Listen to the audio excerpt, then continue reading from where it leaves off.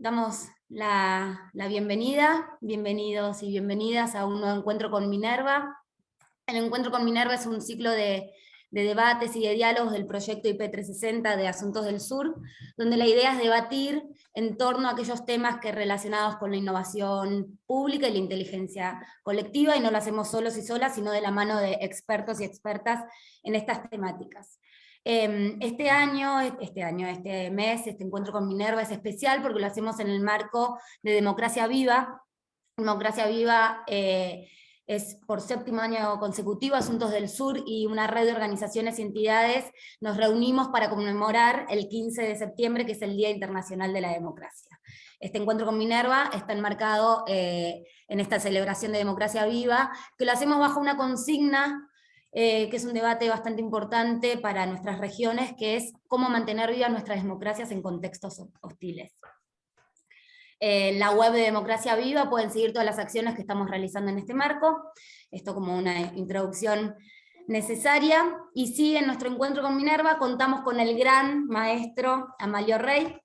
Amalio Rey es un experto en uno de los conceptos y temáticas donde nos paramos en IP360, que es la inteligencia colectiva.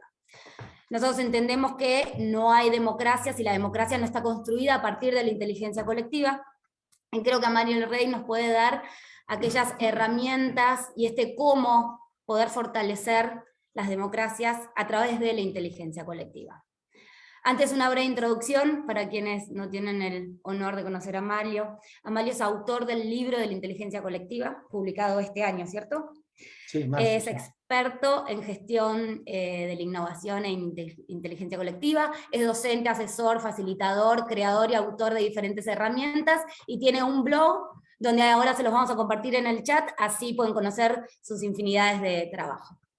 Así que, Amalio, te pasamos la palabra con esta pregunta bastante amplia, pero que nos ayudes a pensar sobre las democracias, construir democracias a través de la inteligencia colectiva, y al resto de los participantes y las participantes decirles que pueden después dejar sus preguntas en el chat, o quienes se animan, levantar la mano y abrimos el micrófono. Así que gracias, Amalio, y la palabra es tuya. Muy bien, Ana, muchísimas gracias por esta amable presentación, y también a los compañeros y compañeras que me están escuchando. Bueno, vamos a tratar, le había comentado a los organizadores que la idea sería que yo voy a hacer una presentación muy cortita al principio, ¿no? Para presentar el tema, ¿no? Sobre todo para dar un poquito de materia prima para que podamos conversar después, ¿vale? Creo que eso ayuda mucho a centrar un poco la conversación. Yo voy a proponer una serie de conjeturas, que así les he llamado, sobre la relación que existe entre inteligencia colectiva y democracia y sistemas políticos en general, partiendo un poco de la definición que yo uso en mi investigación, y ya después esas conjeturas que voy a ir planteando muy rápidamente, que las voy a presentar, van a tener un número, voy a poner un número, del 1 creo que al 12 o al 13, no me acuerdo si era 13 o 14, entonces vosotros podéis ir apuntando si el numerito o el tema que os apetece que hablemos, ¿no? Porque creo que lo más interesante aquí es que haya diálogo, porque yo también quiero aprender de vosotros, y quiero que esta charla de inteligencia colectiva sea una práctica de inteligencia colectiva también, ¿no? En sí misma, ¿no? Que yo creo que es lo que hacéis vosotros cuando convocáis a estos encuentros, ¿no?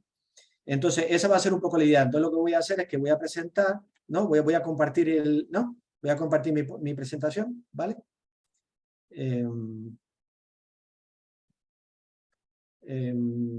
A ver si se ve. ¿Se ve? ¿Se ve, no? Perfecto. Vale. Bueno, esa es la portada del libro. El libro salió en marzo. Lamentablemente, no sé qué pasa con Argentina y con el tema de los e-books. Yo creo que es un tema de propiedad intelectual, y hay un lío armado que las editoriales europeas tienen algún problema con Argentina en esto, y está costando que se distribuyan los libros de aquí y allí en físicos. Entonces, claro, comprarlos aquí para que se llegue físicamente el libro ahí cuesta bastante dinero, porque el coste del traslado es alto. Entonces, normalmente la gente lo que está haciendo es comprándolo por ebook, por Amazon o por alguno de estos, pero ya Matías me contaba en su momento que pasó trabajo para poderlo hacer. Creo que hay un tema con Amazon.com, Amazon.ar, yo no sé qué pasa con Argentina, y eso y desgraciadamente cosa que a mí me disgusta bastante. El único sitio donde lo puedes comprar online es Amazon, en América Latina, en fin. Pero bueno, este es el libro y ahí tenéis lo que es mis dos enlaces, el enlace al blog, que es un blog que tiene ya 14 años y que tiene unas 700 publicaciones ya hechas. Bueno, estoy muy cerca de llegar a las 700. Y el otro de abajo es el blog de Inteligencia Colectiva, que fue el espacio que yo he utilizado para prototipar el libro. O sea, es un espacio que llevo unos 6-7 años y ahí estuve publicando 100 y pico de posts que bueno, que después a partir de ahí fui construyendo el libro a partir de lo que la gente me iba diciendo. Así que eso es un poco donde me podéis encontrar, ¿vale? Bueno, entonces inteligencia colectiva, tal como la define, hay muchas definiciones de inteligencia colectiva. Yo ya os podría comentar que me pasé 10 años escribiendo este libro, 10, de los cuales los 5 primeros años tardé en encontrar una definición que me convenciera. Me costó un montón, porque hay muchas maneras de abordar este tema, ¿no? Y siempre me encontré ante la disyuntiva, y aquí quiero detenerlo un poquito porque para que utilicemos un lenguaje con el cual nos entendamos. Yo quiero explicar que la palabra inteligencia dentro de esta palabra compuesta, inteligencia colectiva, no debe interpretarse, yo no la trato como una virtud, sino que la trato como un atributo, ¿vale? Es como si dijéramos que hay una cosa que se llama estatura y hay personas que son altas y personas que son bajitas. Entonces, cuando yo hablo de inteligencia colectiva, de lo único que estoy hablando es de que cuando un grupo de personas se juntan a trabajar y a hacer cosas juntas, esa inteligencia que se crea, ¿vale? Puede ser muy alta, muy baja, media. Imaginamos que hubiera un rango de 0 a 100, ¿vale? Y que el 100 fuera una brillantez absoluta y el 0 fuera horrible, 0 inteligencia, cosa que no existe, ¿vale? De lo que se trata es que cuando un grupo se junta a trabajar, desarrolla un grado determinado de inteligencia que se puede mover en ese continuo. O sea, no hay un binario. El otro enfoque de inteligencia colectiva, que es binario, lo que plantea es que la inteligencia colectiva solo será cuando la inteligencia de un grupo es superior a la suma de las partes. Ese sería el otro enfoque, ¿no? Es binario porque eso que significa que cuando un grupo se junta a trabajar, puede que se dé inteligencia colectiva y puede que no se dé, según ese enfoque. Y a mí ese enfoque nunca me gustó. Nunca me gustó porque entonces cada vez que hablaba de inteligencia colectiva parece que estaba hablando en positivo.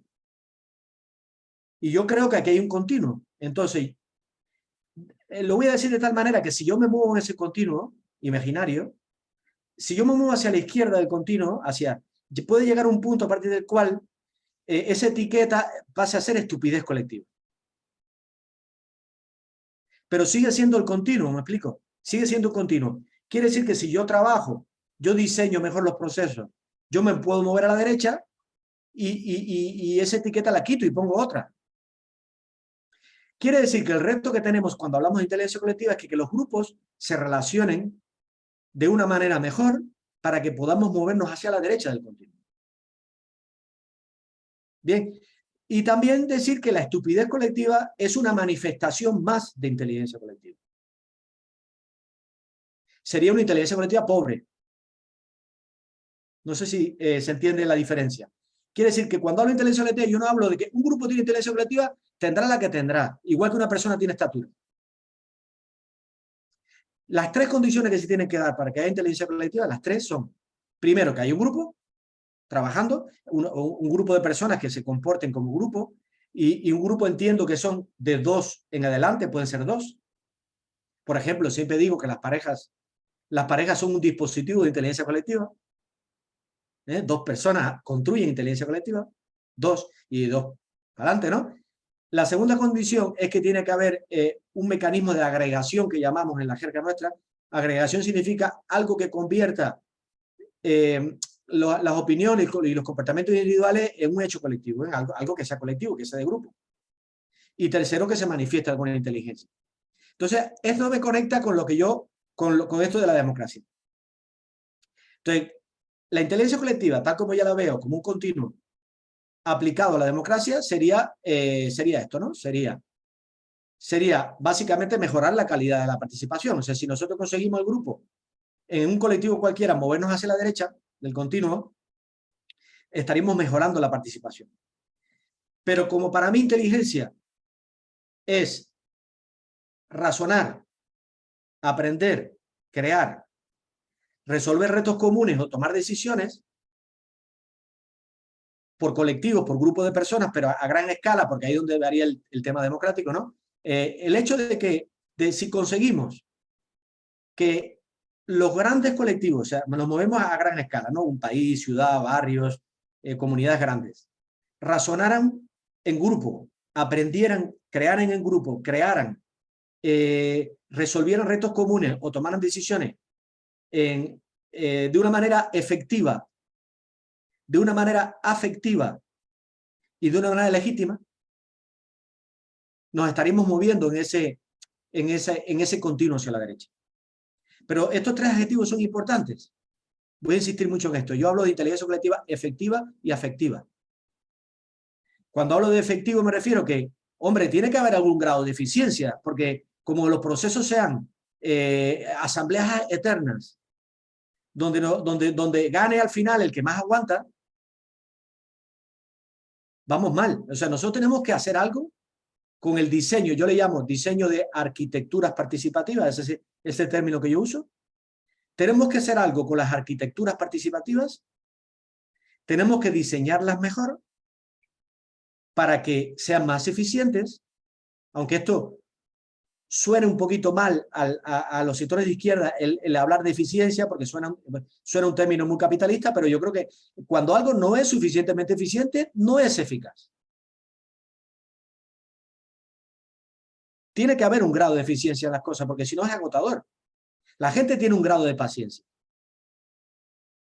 Si tú a la gente la juntas a hacer procesos colectivos y las tienes 4 días y la gente no nota que avanza, abandona. Entonces tenemos que organizarnos mejor. Ahí es donde entra el diseño, que es una materia que yo estoy trabajando hace años, en cómo organizarnos mejor. Pero además tiene que ser afectivo. Los procesos tienen que tener una dimensión humana. Y el legítimo creo que lo entendéis, porque en el ámbito político lo legítimo se entiende bien. ¿Vale? Entonces, hecha esta introducción, me lanzo a mis conjeturas. Yo lo voy a llamar temazos. Para mí son temazos sobre lo que se puede hablar, todos son temazos, ¿vale? Cada tema podría ser una charla de una mañana entera, ¿vale? Lo voy a plantear muy rápidamente, ¿vale? Bueno, primer tema. Educación participativa. Aquí tenemos una gran asignatura pendiente, como sabemos, Asuntos del Sur está trabajando mucho esto a través de su Escuela de Innovación Política, a través de todas sus iniciativas que está trabajando, que yo sé que Matías, por ejemplo, ha sido siempre muy sensible a este tema. Educación participativa significa reforzar lo que a mí me gusta llamar la cultura de las interdependencias.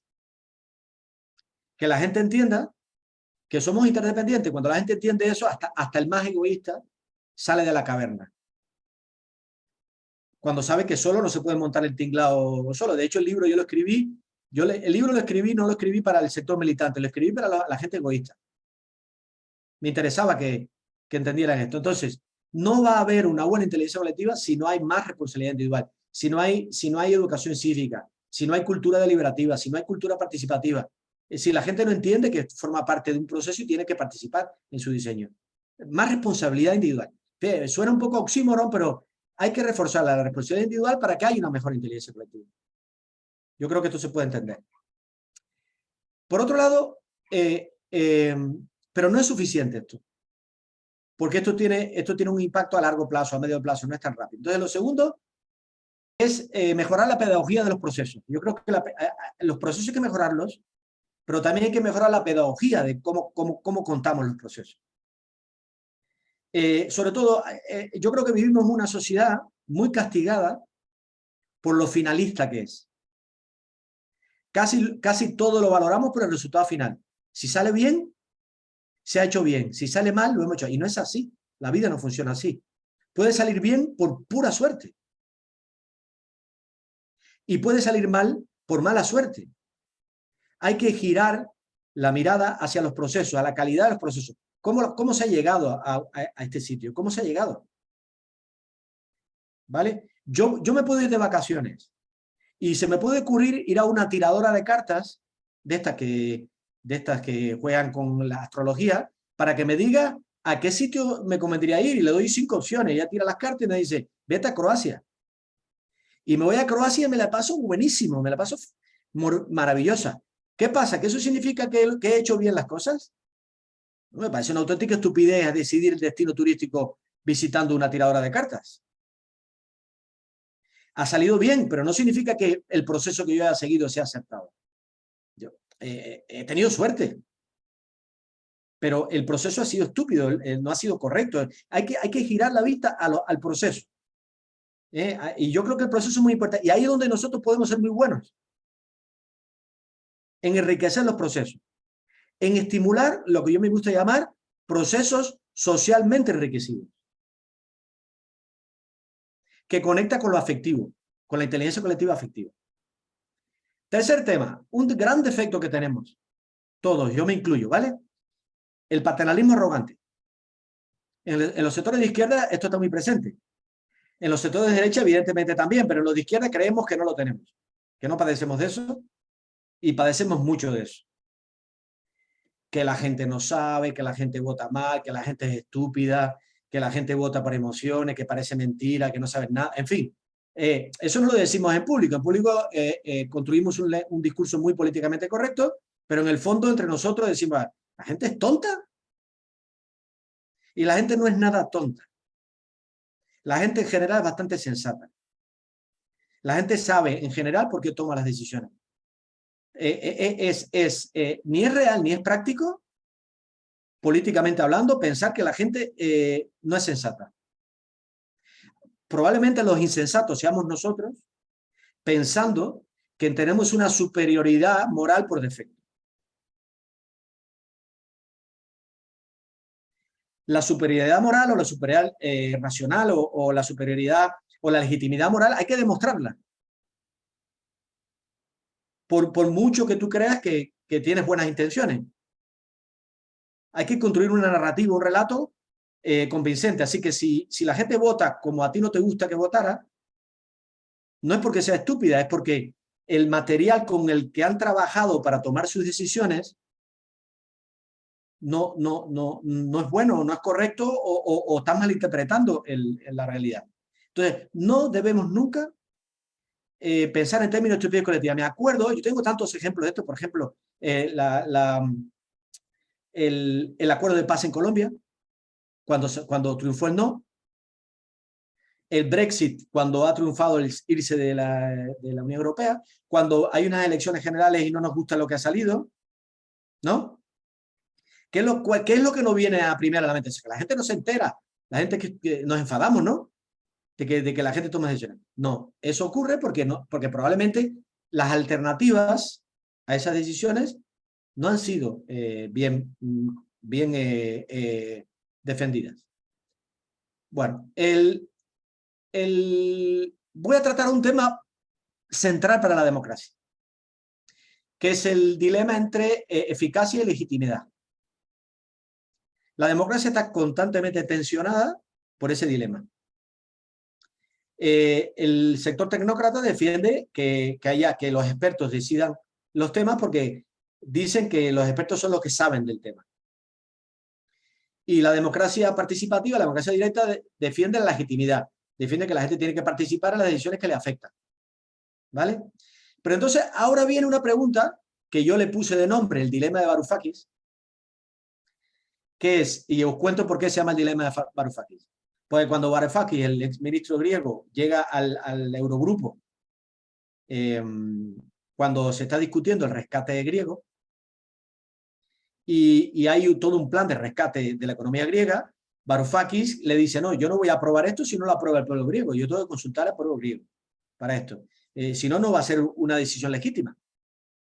Y todo el Eurogrupo, que está hecho de expertos de la tecnocracia, se le queda mirando así con los ojos cuadrados y le dice, y le hacen esta pregunta literal, ¿cómo vas a preguntar a la gente cosas que no saben, que no entienden? Esto es muy buena pregunta, ¿eh? Esto es muy buena pregunta, la podemos aplicar a un montón de consultas públicas que queremos hacer y que nos parece que a lo mejor técnicamente son complejas y al final, a lo mejor vamos a ver. Entonces, claro, el discurso aquí, bueno, si el reto es complejo técnicamente, que puede ocurrir, por ejemplo, el Brexit lo era, ¿vale? El acuerdo de paz era menos complejo, pero resulta que el documento del acuerdo de paz tenía 400 folios. ¿Vale? ¿Cómo tú puedes pedirle a la ciudadanía colombiana que vote sobre algo y tiene 400 folios? Entonces, cuando hay un tema complejo que afecta a mucha gente y por tanto requiere dosis de legitimidad, la gente tiene que participar, pero ¿cómo se pronuncia? Entonces, aquí viene el famoso problema del votante no informado. ¿Cómo resolvemos el problema del votante no informado? Que tiene que ver con la inteligencia colectiva. Si queremos ampliar, ensanchar el espacio de participación para que la gente participe, la gente tiene que informarse mejor. Entonces, ¿de dónde viene el rescatar el conocimiento vivencial? No solo el experto, sino el vivencial, el que vive la gente, que sufre el problema. Yo les llamo expertos en experiencia. ¿Vale? Por ejemplo, un pobre es un gran experto en ser pobre, ¿no? Y se puede pronunciar sobre ese tema. Una mujer que ha sufrido violencia de género es una gran experta en violencia de género. No habrá estudiado nunca violencia de género, pero lo ha vivido. Esa persona tiene que participar. Entonces, ¿dónde está la solución? Yo en el libro propongo muchas cosas alrededor de esto, pero para mí una importante es esta. Yo le llamo rediseño informacional. Hay que reducir los costes de informarse. Si queremos que la gente se pronuncie sobre temas complejos, hay que traducir toda la complejidad en opciones con una narrativa más sencilla. Aquí hay todo un campo de trabajo enorme, súper bonito, que implica a los diseñadores además, que están muy metidos en política también, gente del diseño, los design thinkers, etcétera. Es decir, si queremos que la población se pronuncie y pueda responder a temas complejos, hay que hacer cosas como esta. Por ejemplo, mejorar la síntesis de evidencia. Cuando hay unas evidencias, lo que son los key findings del problema, hay que explicarlos bien, hay que definirlos bien. Hay que trabajar la visualización de datos para que la gente los datos los entienda, con unos colores, con unos dibujos, unos mapas. La lectura fácil. No se pueden plantear documentos. Esto ya tiene que ver con el gobierno público, ¿no? Estos documentos normativos con un lenguaje jurídico, eso hay que traducirlo. Si no hacemos eso, va a ser muy difícil. Si no reducimos los costes de informarse, las barreras a la entrada van a ser muy bestias y la gente va a seguir votando sin saber lo que está votando. Aquí tenemos un trabajo súper bonito que hacer, de diseño, vamos a llamarle diseño de arquitectura de información. ¿Vale? Bien. Esto conecta con otra pregunta. ¿Están los que deben? ¿Están los que deben en los procesos democráticos? Esta es la pregunta que yo lo reduzco. ¿Están los que deben? Y están los que deben se divide en dos partes. Una parte que tiene que ver con la inclusión que es que estén los colectivos afectados por el problema. Eso es una parte, ¿no? Una dimensión. Y la otra dimensión es la de la diversidad. Por un lado, los colectivos afectados tienen que estar participando en el proceso, pero al mismo tiempo tenemos que conseguir una mezcla suficientemente diversa de talentos y destrezas. Así me gusta llamarlo. Talento significaría inteligencia, capacidades. Talantes es tu parte social, ¿no? Y destreza es tu experiencia en el tema. Entonces, ¿están todas las partes afectadas? ¿Tenemos la diversidad de talento suficiente? Y esto requiere ensanchar mucho los colectivos, ¿no? Y esto nos va a llevar a otro tema que a mí me interesa muchísimo también, es cómo convocamos a la gente a los procesos participativos. Hay ahora mismo 3 modelos de convocar a la gente, muy simplificándolo rápido, ¿no? Un primer modelo es el convencional, que es por invitación, ¿bien? Que es lo que llamamos los think tank. En cierto modo, la democracia representativa es un poco eso también, porque los que participan son gente selecta, según unos determinados derechos. Ese es el primer modelo, el modelo que le vamos a llamar por invitación. El segundo modelo sería la autoselección, que sería, abres la convocatoria totalmente y la gente se apunta. Entonces participan los que quieran apuntarse. En ese caso, el talento se autoselecciona. Y hay un tercer modelo muy interesante que lo voy a poner sobre la mesa hoy y lo voy a defender, que es el modelo del sortition, el modelo de mecanismos aleatorios, que no es ni por invitación ni es por autoselección. Se hace una muestra representativa del colectivo del universo, digamos, democrático, el soberano, y sale una muestra representativa, aleatoria, que sería la que participaría en el proceso. Bien. Lo que sí tengo muy claro es que el talento está distribuido. Quiere decir que tú, pongo un ejemplo, en la ciudad de Buenos Aires, si tienes que hacer un proyecto sobre movilidad, voy a poner un ejemplo, un proyecto sobre movilidad, si siguiera el modelo por invitación, haríamos un think tank de movilidad. Bien, invitaríamos a 30 expertos en movilidad y haríamos las cosas como se hacen siempre, con el sesgo del experto. ¿Qué problema tiene esto? Creo que ya lo sospechamos. Que el sesgo de selección es brutal. Quien convoque a esos expertos ya sabemos que lo va a convocar por dos grandes sesgos. El primero, va a convocar a quienes les conviene, nunca va a convocar a alguien que le haga mucho ruido, que le contradiga. Y por otro lado va a convocar a quienes conoce. Hay un montón de gente buena que no conoce y por tanto no podrá convocar. En los think tank están, no me gustan nada, o sea, pueden ser un mecanismo, pero que se tiene que combinar con el otro. Y yo pregunto, ¿en Buenos Aires no puede haber 10.000 ciudadanos y ciudadanas, 10.000 que sean expertos en movilidad? Fíjense que no estoy hablando de gente que no sepa nada, ¿eh? Buenos Aires tiene ahora, no sé, 10 millones de habitantes. Más o menos, de 10 millones de habitantes tiene que haber 10.000 que sepan muchísimo de movilidad, son lo que en inglés se le llama ProAm, Professional Amateurs, que son gente de la calle, pero que se mueve tanto o en bicicleta o ha leído tanto que saben tanto como un experto, pero no es conocimiento acreditado. ¿No? Entonces tú puedes hacer una submultitud de los 10 millones de porteños y reúnes a 1.000 porteños que se han presentado porque creen que pueden aportar algo al reto. Pero además que saben de movilidad. Quiere decir que estoy de acuerdo que hay procesos complejos que requieren expertos, pero el problema está en cómo los seleccionamos. En lugar de que los seleccionemos a dedo, hagamos convocatorias abiertas para que el talento no venga a nosotros. Esto cambia todo, porque cuando el talento viene a nosotros, conseguimos una diversidad natural. Podemos descubrir gente que sabe mucho del tema que nunca invitaríamos. Entonces, esto haría que se minimizaran las zonas ciegas del problema. Un montón de zonas ciegas que se quedan por el sesgo de experto aquí se corregiría. Y esto lo voy a pasar. Y esto lleva a dos grandes soluciones que me encantan, que son democráticas. La primera, la deliberación a gran escala. Aquí entra la tecnología, aquí tenemos que trabajar, voy a poner primero después. Aquí entran las plataformas participativas, que hay que trabajar mucho en eso, para que se pueda deliberar a gran escala entre miles de personas. Aquí estamos avanzando bastante en este tema, tecnológicamente hablando. Todavía faltan detalles, pero yo creo que ahí hay mucho trabajo que hacer para que se pueda hacer crowd law, para que se pueda hacer causal de leyes, para que la ciudadanía participe en el diseño normativo. Ahí hay mucho camino por hacer. Yo aquí, por ejemplo, creo que el caso más emblemático es Be Taiwan, lo que viene haciendo Taiwán hace tiempo en lo que es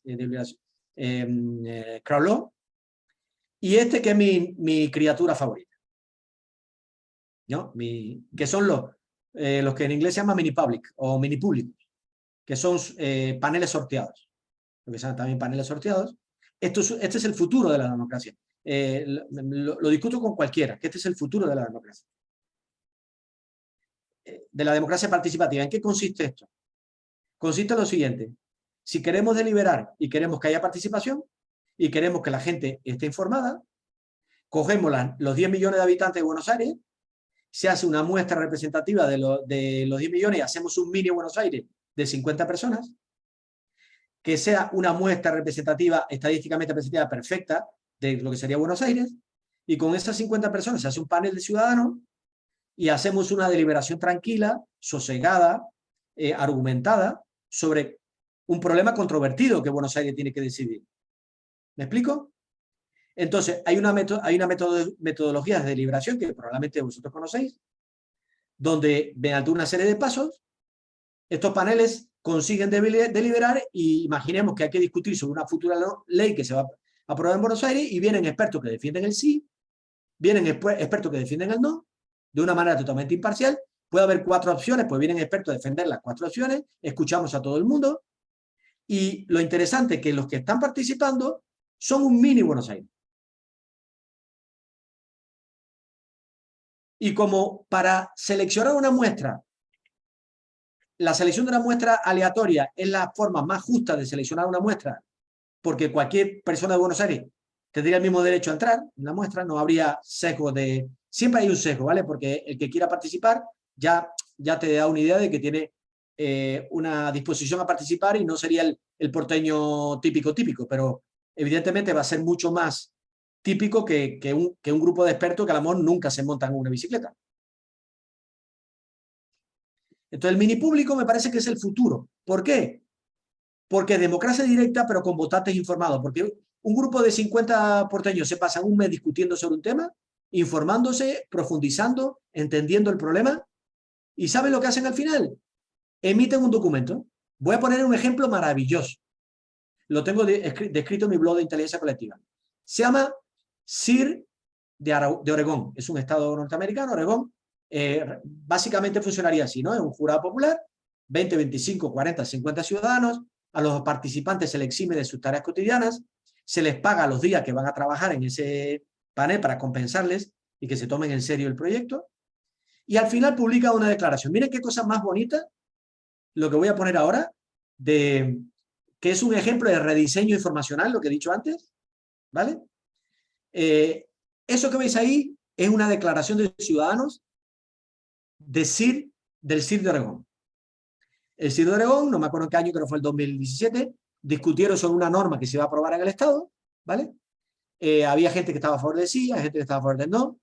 Estuvieron trabajando durante 2 meses, 1 mes y pico, 2 meses, discutiendo y emitieron esta hojita, digo, una hojita, sintetizada. Os voy a contar las 4 partes de la hoja.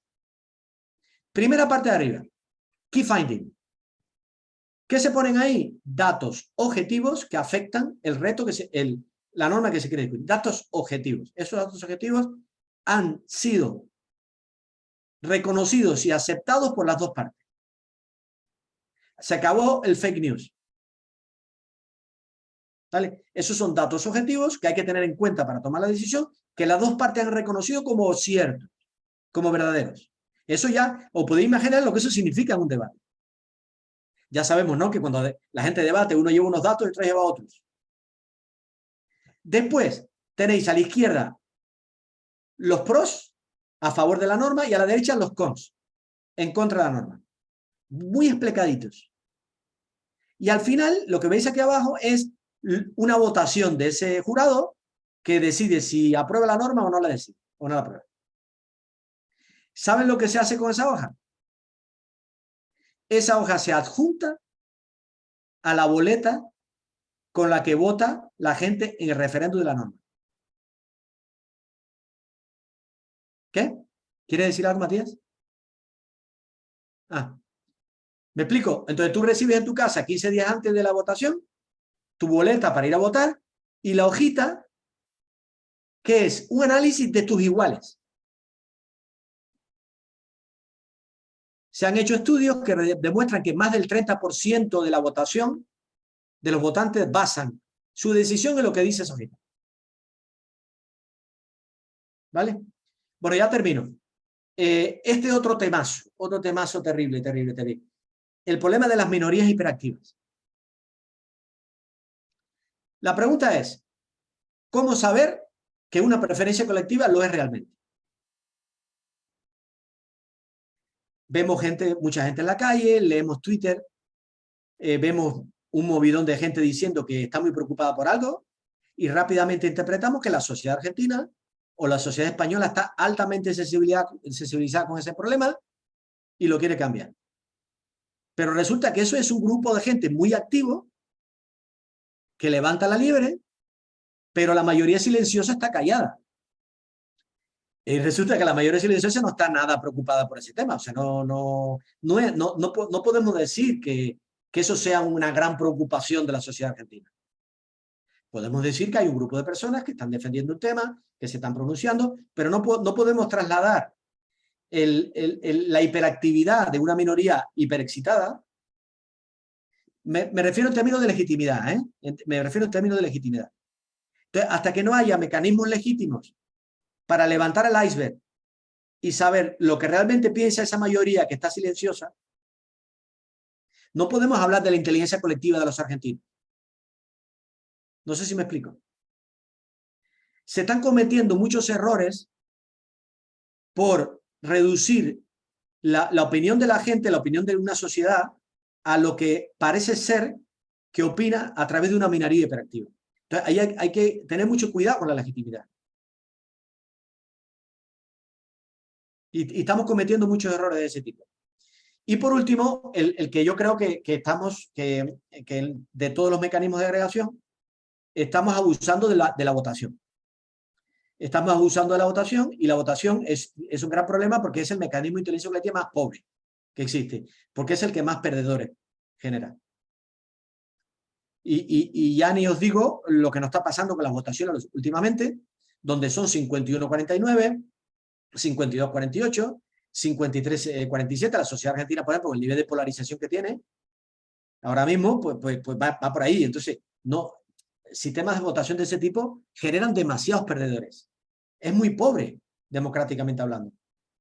Hay que ir a otro modelo, hay que ir a modelos de supermayorías, donde los mínimos, donde que obligan a que haya mayor consenso. O, por ejemplo, ¿vale la pena renunciar a cierta velocidad? Esto es otro preguntón, otra pregunta buena. ¿Vale la pena renunciar a cierta velocidad en la conquista de objetivos a cambio de sumar a más gente?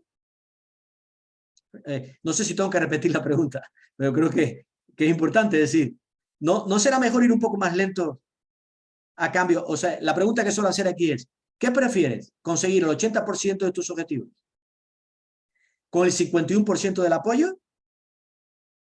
¿O prefieres conseguir el 50% de tus objetivos con el 80% de los apoyos? Yo dejo esa pregunta ahí. Es un dilema bonito. ¿Se ha entendido la pregunta, no? Se la he dicho muy rápido, pero... ¿Os dais cuenta que hay una cultura democrática embebida en una de las opciones? ¿Hay una cultura democrática de entender la diversidad, de comprender, de sumar? Entonces, a mí esto me parece muy importante. Bueno, ya yo no voy a poner más porque os voy a aburrir. Estas son, digamos, las últimas tres rápidamente conjeturas, y ya termino. Primero, me encanta esto de hay que diseñar para el desorden. Que esto lleva diseño, es curioso, pues, Wikipedia es un desorden muy bien organizado, y ese desorden no es entropía tóxica porque está muy bien organizado. Entonces aquí hay que diseñar. ¿Y cómo se diseña para el desorden? Reglas simples permiten comportamientos complejos. Como nos obsesionemos con las identidades y pongamos 70 condiciones para pertenecer a algo, lo que vamos a hacer es generar unos corsés. A menos si ponemos 4 normas, como hacen las bandadas de árboles, las bandadas de pájaros, que tienen cuatro principios y van geniales. 4 principios. ¿Tú vas en cuál? ¿Franceros? Sí. ¿No? Entonces, diseñar para el desorden, para que haya emergencia, para que aparezcan... Hay alguien que no está muteado y está bien. Después, la cultura del prototipado. Esto tiene que ver, Matías, que es un debate fuerte que tengo con esto de los laboratorios ciudadanos, de prototipar y experimentar en política. Aquí tenemos un grave problema, que prototipar en política desde el gobierno es muy difícil, porque la pregunta que planteo es ¿cómo explicamos prototipar en un entorno tan intolerante al error cómo es la política, porque entonces, claro, tú prototipas y la gente, inmediatamente el enemigo, el rival, está aprovechándose de tu fallo, y tú le quieres explicar que estás prototipando y no entienden lo que es prototipar, que es fallar hasta que sale bien, ¿vale? Entonces, ¿cómo se prototipa en política? Pedagogía de los procesos, hay que explicar en qué consiste prototipar. Si no lo explicamos bien, la gente no... ¿Vale? Y por último, en laboratorios ciudadanos, hay un tema de legitimidad, que es quienes participan en los laboratorios. Ahí yo creo que hay un problemita, que en los laboratorios hay un nivel de participación, de militancia, digamos. Yo creo que en los laboratorios ciudadanos hay un alto nivel de militancia que al final lo que hace es que lo que sale de ahí no es tan representativo de lo que ocurre en la ciudadanía, ¿no? Lo que yo llamo cariñosamente los frikis de la participación, ¿no? Que entonces eso genera, no es una muestra representativa, ¿vale? Entonces, lo que sale de ahí a lo mejor no es un poco chocante con respecto a lo que la sociedad normalmente pide. Y lo otro, el gap de implementación, que parece ser a veces que estamos en el eterno prototipo. Estamos prototipando, pero nunca a escala, nunca se implanta, nunca se implementa. Entonces estamos encerrados. Entonces, ¿sabes lo que pasa? Que como estamos jugando con los prototipos, los poderes fácticos dicen, pues, genial, que sigan jugando. Ahí los tenemos jugando, pero no, hasta que no se implante o no se escale, no vale. Entonces hay como una especie de gap entre el prototipado en los laboratorios y su implantación en la realidad. Y hay que hacer algo ahí. Yo tengo algunas recomendaciones que hacer ahí, pero bueno. Bueno, ya he terminado. Esto era lo que yo quería decir. Esta es la frase con la que termino. Yo creo que esta frase de arriba la decimos mucho, nos quejamos mucho. Esto lo he escuchado decir a mucha gente. La gente está acomodada, la gente es apática, la gente no está interesada en participar. Nos quejamos mucho de eso, de la apatía participativa. Yo lo que digo es que eso no se puede afirmar nunca hasta que no hayamos probado todas las formas de organización, porque probablemente haya un fallo de diseño. Hay un fallo de cómo estamos convocando a la gente, cómo estamos planteando la propuesta de valor, cómo hacemos la narrativa. La gente no quiere participar porque no lo estamos haciendo bien, no porque la gente no quiera participar per se. Bueno, y con esto, perdonadme, creo que me he extendido más de lo que quería, pero... No, está genial, Amalio. Voy a dejar de compartir, ¿vale? Gracias. Si querés dejar ahí de fondo tu blog, si alguien nos lleva... Bueno, nada, así conversamos. Buenísimo, espectacular, nos dejás pensando un montón, y creo que también algunas personas nos cambiás un poco el foco de hacia dónde mirar la inteligencia colectiva. O sea, reforzamos la idea de que la inteligencia colectiva es el camino, pero preguntarnos también la convocatoria y con quién estamos co-construyendo. Insisto, el camino es ese, pero ¿con quién? Y creo que nos abrís ahí nuevas preguntas para hacernos internamente a quienes construimos a partir de este camino, que es con quién, es el con quién, y es buscar la convocatoria, la pedagogía, la educación y eso. Matías está levantando la mano, te paso la palabra.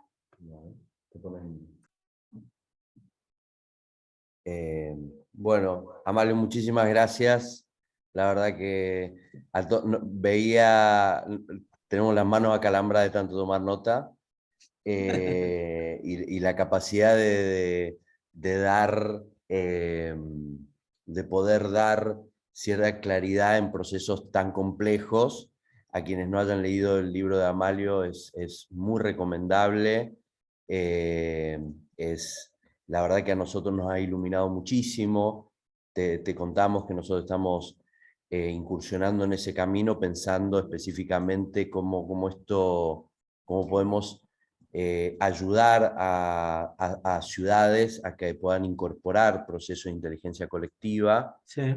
Y uno de los elementos que a nosotros nos preocupa bastante es esta idea de justamente cómo generamos esos espacios. Vos tenés una postura, no quiero decir anti-laboratorio, sino mostrando las limitaciones claras que tienen los espacios de laboratorio, pero también por otro lado nosotros vemos que compartimos pero por otro lado nosotros vemos la dificultad también de por dónde entrar, porque eso significa que tenemos que tener una gran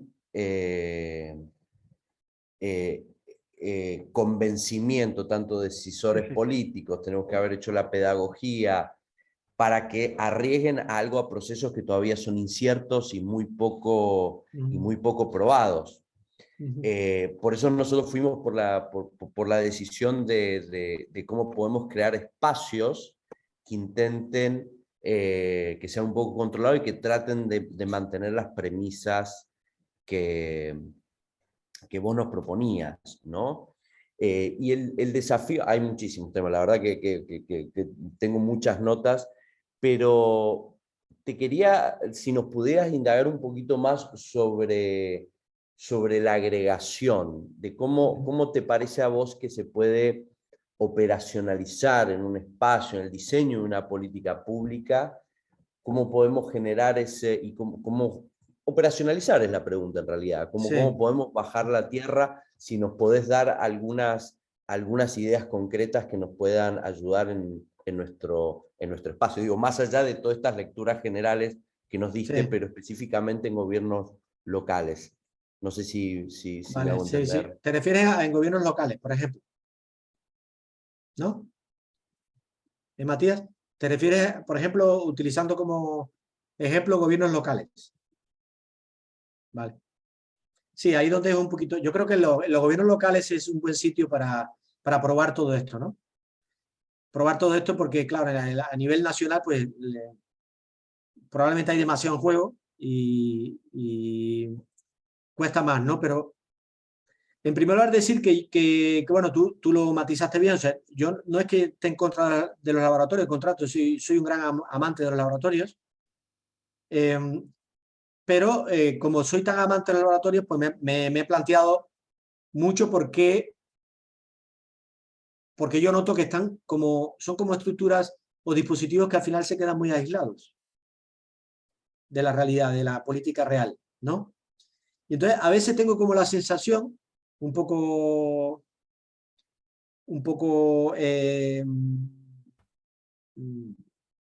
desconfiada, ¿no? En el sentido de que a veces las instituciones públicas conservadoras hasta le va bien que toda la gente que quiere explorar la emergencia se encierra en un sitio porque así se lo quitan de encima. Lo estoy diciendo en un plan un poco feo, pero claro, si no hay una articulación y un compromiso entre lo que se construye en ese laboratorio y no hay una forma de conectarlo con la mecánica institucional, aquello se va a quedar como que ojo, Matías, ojo. Y yo creo que también, a mí creo que me falta decir algo que creo que va a resonar mucho con tu lógica, y es que también se pueden construir laboratorios que estén concebidos solo para aprender. Ojito, que son los laboratorios que se crean para fomentar la educación cívica. O sea, se puede hacer ahora, que esto lo hace mucho, lo hizo mucho Nariño en la época de Camilo, o sea, hacer laboratorios para que la gente entrene su capacidad de construcción colectiva, y entonces ahí el objetivo es el aprendizaje, ese aprendizaje se consigue, aunque no haya una implementación directa en el gobierno, en la ciudadanía, ¿no? Pero ya ahí hay un objetivo. Ahora, de ahí, ese es un tipo de laboratorio, pero después está el otro, que es el que acelera proyectos para que puedan tener un impacto en la sociedad. Entonces, ahí hay dos modelos de laboratorio, y yo creo que a mí me encantan los dos, y de lo que se trata es de mejorar. Entonces, con respecto a la pregunta que me haces, es una pregunta difícil, Matías, porque es una pregunta difícil porque estás apuntando al tema clave, que es la agregación, cómo se diseña la agregación, para que esa agregación sea, utilizando mis tres adjetivos, efectiva, afectiva y legítima. Los tres. Tiene que ser efectiva porque no puede tardar años, porque la política necesita un funcionamiento ágil para tomar decisiones. Tiene que ser afectiva porque lo afectivo hace que la gente se sienta identificada, y tiene que ser legítima porque si no sería fallida. Entonces, yo diría que un modelo que me gusta mucho de la agregación, de que lo que se ha notado, que lo he defendido, es esto de los paneles de los paneles ciudadanos. A nivel local eso es muy factible de hacer. Crear una especie de panel ciudadano de la ciudad, que eso hay muchos modelos desarrollados de eso, donde se hace una muestra que incluso es auditable. Esas muestras son estadísticamente auditables, ¿vale? Y entonces se delibera, entonces cualquier decisión que vaya a tomar el ayuntamiento, que sea controvertida, sobre todo las que son más controvertidas, pasen por esos paneles.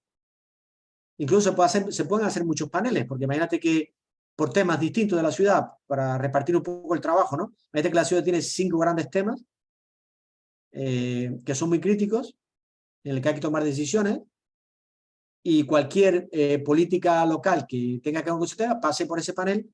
Entonces ese panel lo que hace es pronunciarse sobre es lo que en Madrid se llamaba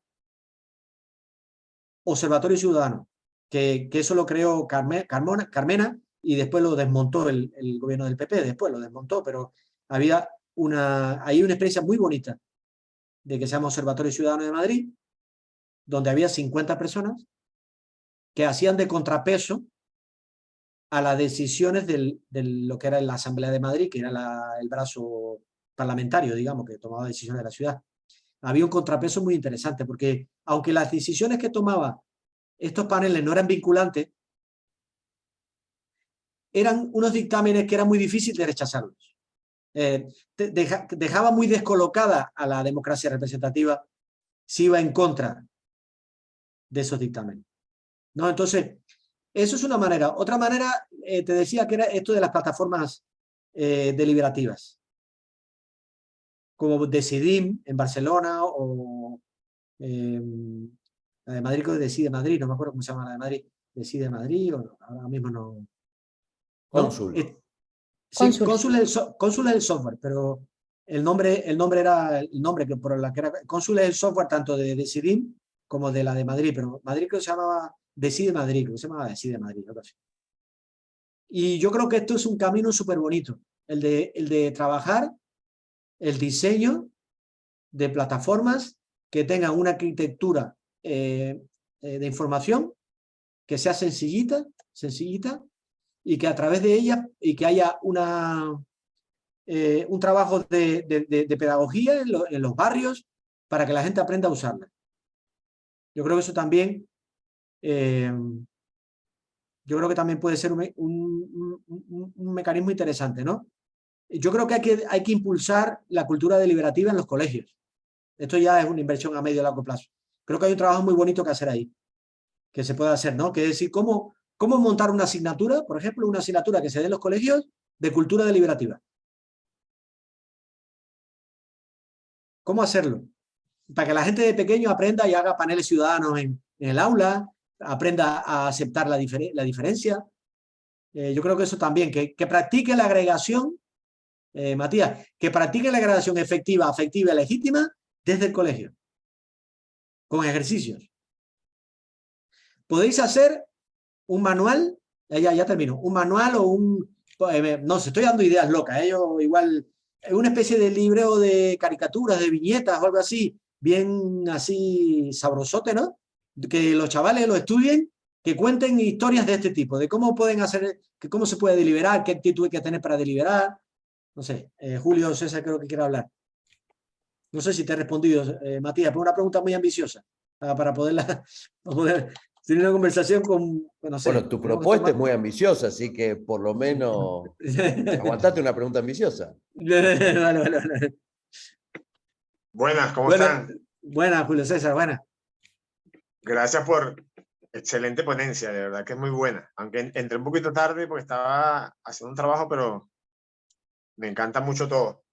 Tú sabes que yo tuve una experiencia, yo aquí en Venezuela, ¿Sí? en la alcaldía de Sucre, con Carlos Ocarí, yo fui el fundador, el creador de un proyecto que se denominó Respuesta Inmediata, ¿no? La dirección de Respuesta Inmediata.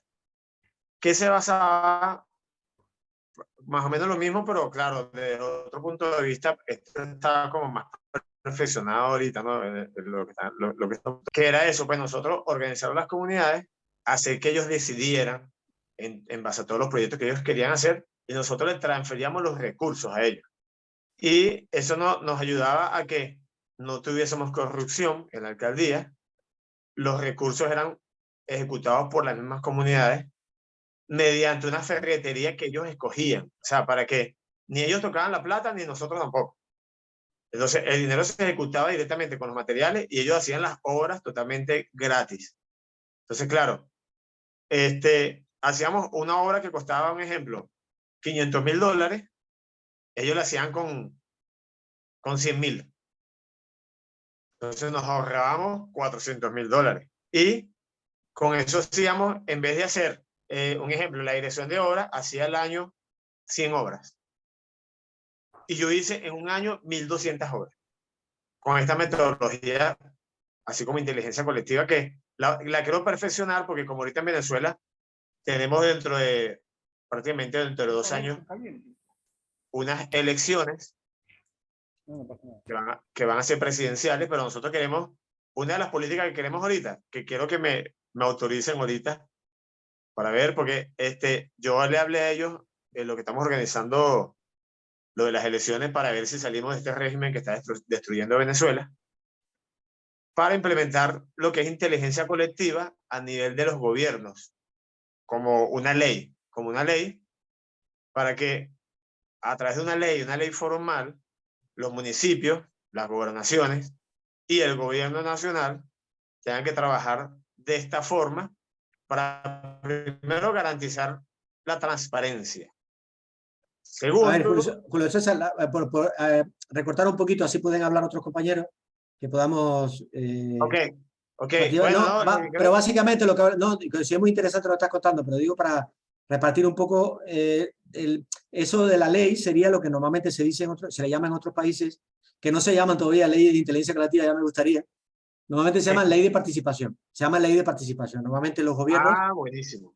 están aprobando ley de participación. No sé vosotros qué opináis, si habéis visto ese término usado en otros sitios, pero lo que se está usando normalmente es ley de participación, que se hace a nivel local también, a nivel nacional, y en España, por ejemplo, hay mucho de eso, muchas leyes de esas aprobadas. Buenísimo, gracias. Me voy más emocionado todavía de lo que estaba. Bueno, genial. Gracias. Teníamos en el chat, Javier había dejado una pregunta. Javier, si querés tomar la palabra o la leemos. No se te escucha. Sí, hola. ¿Me escuchan? Hola, sí, Javier. ¿Qué tal? Preguntaba en el chat que en los grupos suele haber personas que tienen distintos, o en general, distintos sistemas de creencias, muy arraigados, muy profundos, que no salen en las reuniones. Quizás se manifiestan después de que pasaron 10, 15 reuniones, cuando ya se están implementando las decisiones, etc. Entonces, ¿cómo diseñar esto? Creo que tiene que ver con lo que decías de la falla en el diseño, diálogos de profundidad hacia indagar esos sistemas de creencias, porque es donde se juega el partido. Bueno, sí, cuando hablas de sistema de creencias, ¿te refieres a ideologías, a marcos, a marcos ideológicos? No necesariamente. Por ejemplo, si estamos hablando de violencia y una persona cree que le haya pegado es positivo, porque yo salí bien porque mi padre o mi madre me pegaban. Pero no lo dicen de primera vez. Y entonces van avanzando las reuniones sobre cómo prevenir la violencia y demás, pero hay algo ahí latente, que es ese sistema de creencias que no se reveló porque no hubo un diálogo profundo para indagar estas cuestiones. Sí, habría que aterrizar un poco más, pero el ejemplo que has puesto es muy bueno. O sea, creo que ayuda a entender. Pero tú mismo lo has dicho, no hubo un diálogo profundo. Has utilizado el adjetivo profundo. Si el diálogo se queda a escala superficial, ¿no? Ahí hay una especie de juego retórico, ¿vale? Donde parece ser que estamos de acuerdo y no aflora. Pero yo creo que cuando no aflora ese sistema de creencias, que también, ojo, tiene bastante que ver con que si ese sistema de creencias que tiene esa persona está en minoría o está en mayoría. ¿vale? Porque si está en mayoría es fácil que aflore. La gente, el problema está cuando está en minoría. Me refiero cuando Por sí, ejemplo, otro ejemplo, el trabajo infantil. sí. Nos reunimos para hablar sobre trabajo infantil y buscar mecanismos para prevenir el trabajo infantil, y alguien dice, no, yo trabajé con mis padres y demás, y para mí el trabajo es una forma de crear responsabilidad, pero claro, esas indagaciones no se hicieron al principio. Entonces, salen cuando ya se están implementando las cosas y hay una discordancia entre lo que esa persona cree profundamente y las acciones que decidió el grupo. Yo no sé por qué tengo la sospecha que esa situación, no sé, yo no sé, Javier, tú sabes por qué lo estás planteando, pero me parece como más minoritaria. Yo creo que habitualmente las discrepancias suelen aparecer rápido. La gente se pone muy nerviosa cuando ven que algo avanza y avanza en una dirección que no le convence. ¿No?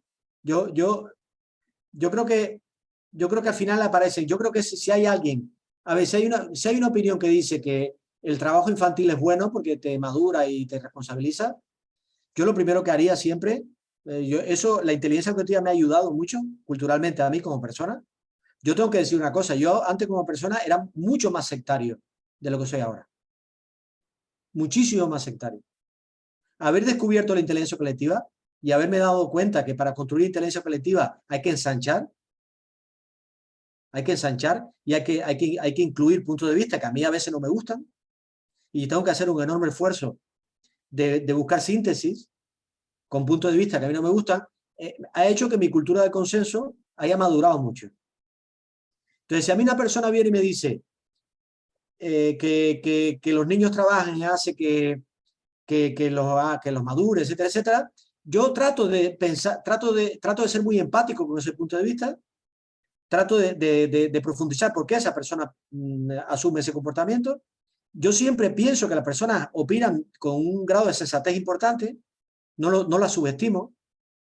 Y entonces, si resulta que esa persona está defendiendo el trabajo infantil porque cree que trabajar los madura, probablemente si yo compraría ese mensaje y trataría de hacer un proyecto donde esos chavales trabajen también para madurar, pero no de verdad, sino como simulación. No sé si... O sea, intento aprovechar ese sistema de creencias.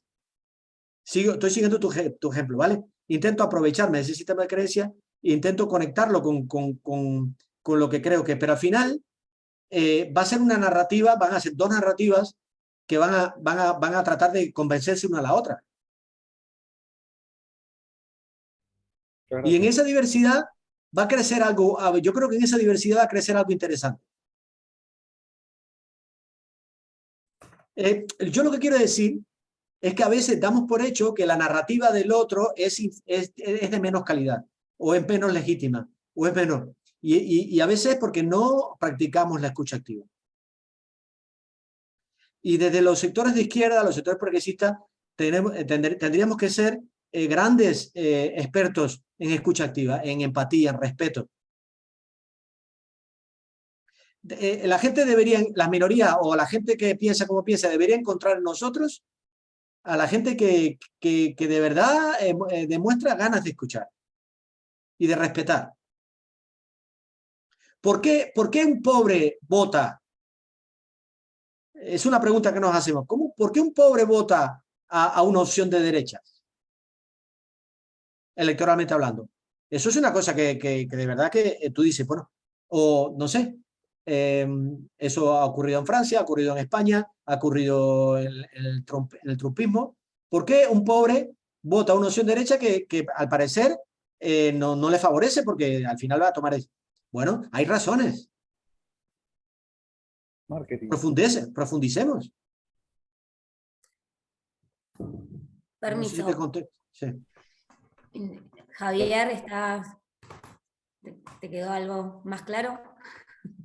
Gracias. Nos quedan 5 minutitos para cumplir con los tiempos. Sabemos que es un horario donde tenemos que seguir. Si alguien tiene otra pregunta, si no, Amalio, te invitamos a que cierres con alguna reflexión. Ya no sé si te reflexioné un montón, pero seguramente tengas algo más para cerrar. Si alguien tiene una pregunta es ahora, si no le pasamos a Amalio para que nos invite a reflexionar con el cierre. Bueno, no, solo os voy a pasar el PowerPoint que usé, o paso si tenéis libertad para usarlo. Cualquiera de esos temas merecen una charla sosegada, cualquiera de los 12, 14 que he dicho. Yo realmente el objetivo que he tenido de ponerlos, os digo la verdad, tenía muy claro que no íbamos a agotar ninguno, pero quería la intención de dejar una agenda ahí, la agenda de Amalio, llámale, con toda la humildad del mundo, por si después vosotros en vuestro debate queréis coger algunos de esos puntos y lo queréis trabajar más a profundidad. Contáis con mi ayuda en lo que haga falta, en lo que os interese y creéis que pueda ayudaros, aquí estoy. El libro de inteligencia colectiva, el capítulo 7, ese capítulo que se llama Expertos versus Multitudes, y es, según lo que me dice la gente, el capítulo que más aborda esta discusión de participación, legitimidad. Yo creo que ahí es como muy político ese capítulo, y yo creo que merece un debate bastante enriquecedor, ¿no? Y nada más, agradeceros que la invitación. Me vais a perdonar si me alargué mucho en la presentación de las ideas, porque fueron muchas ideas, pero ya sabéis, prepararse y te pones a escribir ahí como un loco y después no mides bien los tiempos. Pero bueno, como lo voy a mandar la presentación, se la mando a Trini, la podéis usar como queráis, ¿vale? Y nada, pues... Gracias, Amalio, por compartirnos tu agenda. La vamos a usar un montón, esta agenda de Amalio. Y a todos y a todas por conectarse. Y seguimos en el próximo encuentro con Minerva. Gracias.